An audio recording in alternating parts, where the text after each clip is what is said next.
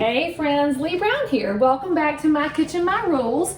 Today we are in baking mode, obviously, because I have my Dixie Crystals apron on, and I know you're jealous because it's really fancy with my ruffles. And currently I am greasing some mini loaf pans because we are going to make a really easy spice cake. It's got a lot of ingredients, so if you saw the picture prior to logging in, you might have freaked yourself out. Don't worry, that's just spices. It's not scary stuff. Teaspoon of this and that, and however much more you want. We'll have a yummy applesauce cake. So what we're doing right now is I'm getting my mini loaf pans ready, and you can use spray if you want to. I prefer to do mine with a little bit of Crisco. If I had the butter flavor, I'd use it, but it wasn't on sale, so I had the regular kind. And then we're going to put just a wee bit of flour in these so our cakes will turn loose easily when they come out. And if you don't know how to prepare your pans because you are a new home cook because of the economy and you have decided not to be buying all of that processed stuff, hey, welcome, what's up? This is not a fancy channel you've landed on. I'm a realtor, southerner who makes stuff up as I go. So let me go tap the flour out of these pans. You just tap the flour around till it hits all the sides, and then I will go tap it over the trash can so that it looks like that, and we have just a little dusting of flour, because frankly, if there's anything an inflationary era teaches us, it is don't waste anything, like our grandparents. And I'll also let you know this recipe is also a great one for muffins, so you could also do a muffin tin. You could prepare those or put the little liners in. You can also make a loaf cake, super easy. So today we're actually going to make an applesauce cake. Now, if you've been following me for any length of time, you know that I'm making as much homemade as I can, although I do use store-bought all the time. I'm kind of a mess. But what you should know is that applesauce is so easy to make, like super easy. You can use store-bought apples, or you can wait till the fall when they come in and have a family trip to go get apples. I made mine, and this is from a recipe that I posted in 2021, so you may have to go back in the archives, or I guess if I'm smart, I'll have my amazing people include the link, so actually the link will show up over here. Click on that, and I've got that ready to roll. And before we use that, let's turn the oven on to 350, the magic number. So let's get the oven started here at 350. So we're going to start with 2 sticks of butter. Now, why are mine just sitting on the counter? Because I always leave my baking butter out. It does not have to sit in the refrigerator, so don't fall for that. Just because it sits in the refrigerator case at the grocery store does not mean your butter has to live in there. In fact, if you're wise, you will leave a stick in the cupboard with a plate or something so you can always butter a English muffin or a biscuit or something if you need it. So let's get that soft butter in there. And if you do have refrigerator butter and you think I'm making things hard on you, never fear, friend. You can always soften it up in the microwave, but do it in 15-second increments because you don't want this to be melted. It will change the texture.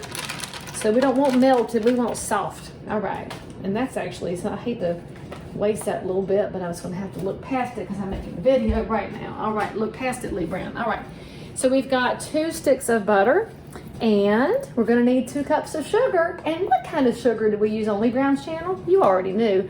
We use Dixie Crystals, and I will tell you why I use Dixie Crystals. It's pure. It does not have a bunch of other stuff in it.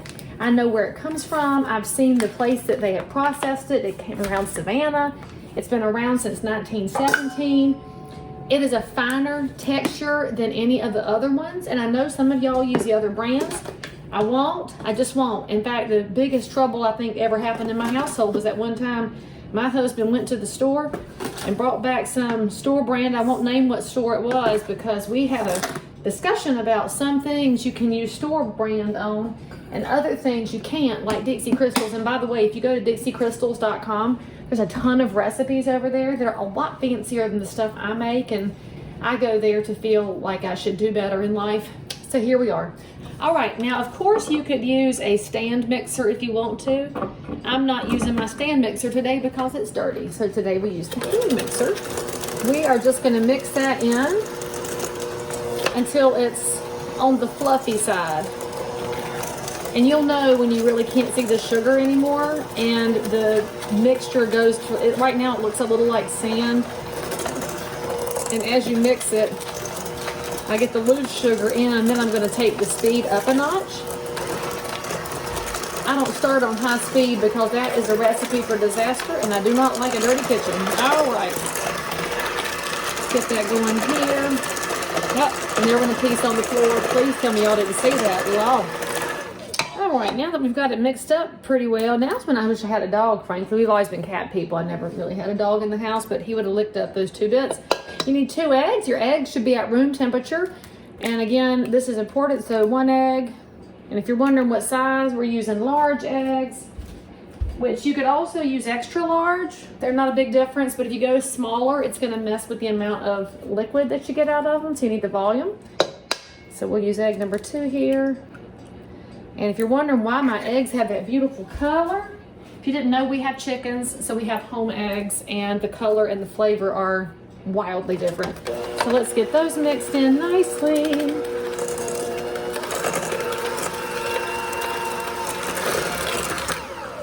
All right, now we're going to put in a teaspoon of vanilla extract, which teaspoon, tablespoon, tomato, that looks like a little more because I like vanilla a lot.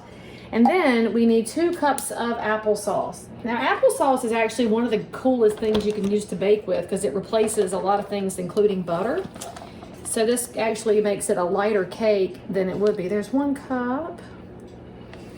And this is actually, the mix I have here is a cinnamon applesauce.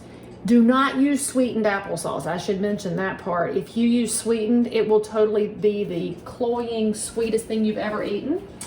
Therefore, if you have sweetened applesauce, make sure that you cut the sugar. Instead of using 2 cups, maybe use 1 cup and then start testing it a little bit.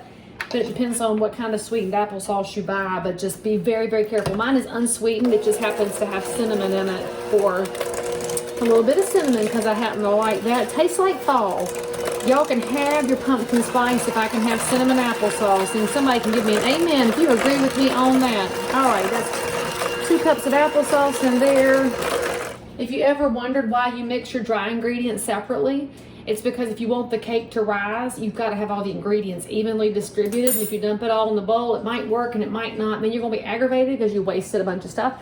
So our next ingredient is, of course, white lily flour. Don't argue about white lily, just like you don't argue about Dixie crystals, y'all. I mean, it's just not even in the same ballpark as those other flours. They're not as white. They're not as fine. They're not as fluffy.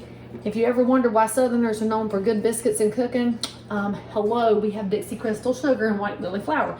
We need 4 cups of flour.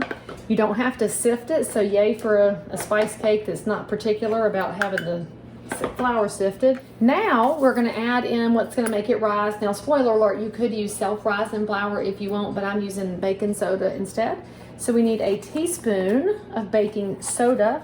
Don't dismiss that with baking powder. 2 different things entirely. And I'm going to spread it around just to make it easier when I fork it in. And then we have our assorted spices here. So you can use whichever version you want. If you have pumpkin pie spice, spoiler alert, it substitutes a lot of these. But I need roughly a teaspoon of allspice. And we're going to use next a teaspoon of cinnamon. But again, I already had cinnamon in my applesauce, so mine's going to be cinnamony. And I might use just a wee tiny bit more because, hey, my kitchen, my rules, and I love cinnamon. Although I was horrified to see those cinnamon challenges rolling around on the internet. These young people are crazy. I use a little ginger in mine. Now, you may or may not like the spice of ginger. I happen to love the spice of ginger. So we're going to use about 1/2 teaspoon of that. And let's see what other spices I picked out here for the purposes. Cloves. And actually, I don't even have a whole teaspoon left. Let's just finish up the cloves. Actually, that might have been right at a teaspoon. Hey, go me. And what else do we have? We got some nutmeg. Oh, I love nutmeg. You know where nutmeg's really good? Put that on some Breyer's vanilla ice cream with the nutmeg on top. That's so good. That's the best dessert ever. And we got about a teaspoon-ish of that.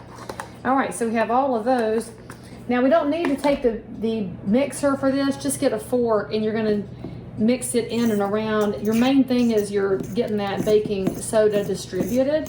But you also want your spices distributed so that if somebody gets a mouthful, they don't lose their mind if it happens to be all the ginger in one spot because you can be sensitive to that much ginger. So let's make a nice distribution there. Dig around the bottoms. Oops. Look, there was a whole pocket right there.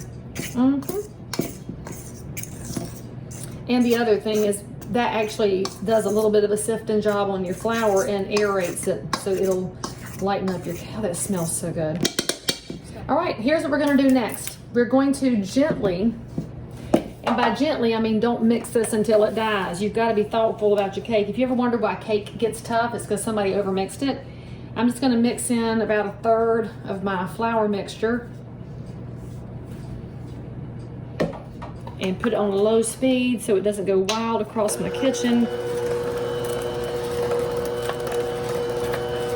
And you just mix it until the dry has been brought into the wet ingredients here. And now let's put the last little bit of dry goods in.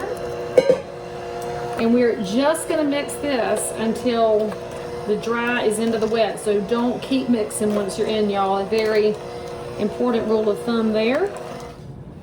And you scoop it in. Each of your pans could be about 1/2 to 2/3 full. Don't fill it all the way up. If you happen to be new to baking, you gotta remember you gotta have room to rise. I think that would be a good story in life. We should all have room to rise. Amen and amen. All right. All right, you don't have to watch me load up the pans, but we're gonna put it in the oven at 350 around 20 minutes. So just know your own oven. When the toothpick comes out clean, you will have some amazing applesauce loaves. So I will see you in about 20 minutes. And there you go, 8 mini loaves, perfectly done, ready to serve or freeze, or just have with a cup of coffee. I hope you enjoy it. Let me know in the comments if you try them, and I'll see you next time.